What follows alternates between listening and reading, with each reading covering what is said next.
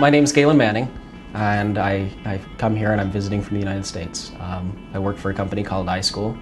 I'm the CTO for the company. I've been working with connected classrooms and Apple devices in a one-to-one environment in schools for a little over 3 years now.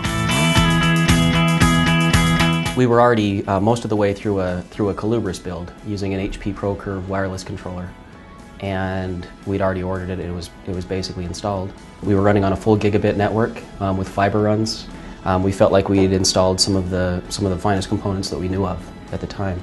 But the issue that we had is that we had 675 students, and every one of those students had a MacBook. We dealt very early on for the first 3 months of school with these rolling blackouts and brownouts, and I spent a lot of my time rebooting access points. I would find the radio that had quit broadcasting because too many people had tried to associate to it. The typical classroom activity was being guided by typical classroom teachers, and teachers have a tendency to ask entire groups of students to do the same thing at the same time.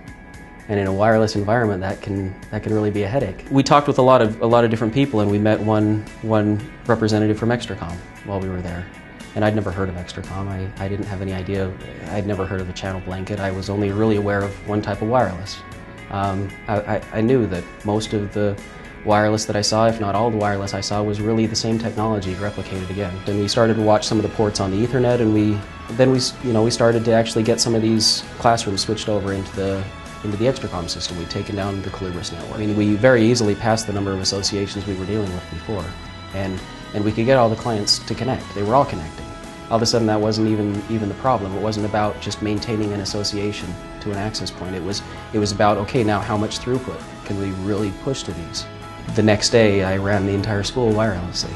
When we decided to begin to deploy Extricom in all of our schools, after we found a wireless environment that just works, the way that we intend our computer systems and our iPads and any of our instructional equipment to just work.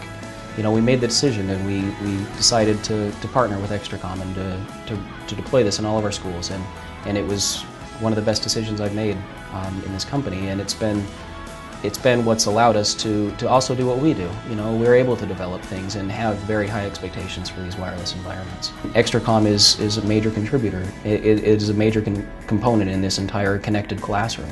They're passing files and running this whole quiz, and there's no way that this could work in another environment. It couldn't work in the environment that we came from, that we were working in before we found out about Extricom.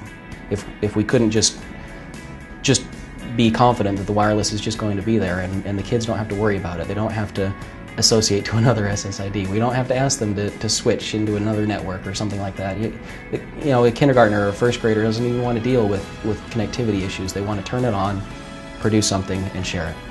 We have very high loads and very high expectations for the wireless environments in these cases.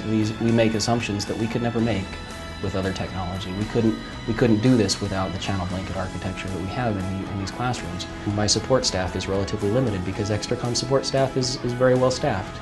I don't need to worry about some of these issues.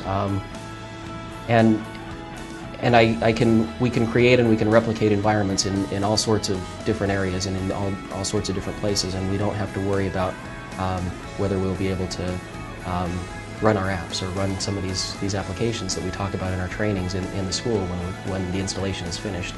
It'll just work. And as soon as we supply these classrooms with those types of tools, then that's when the magic starts, right?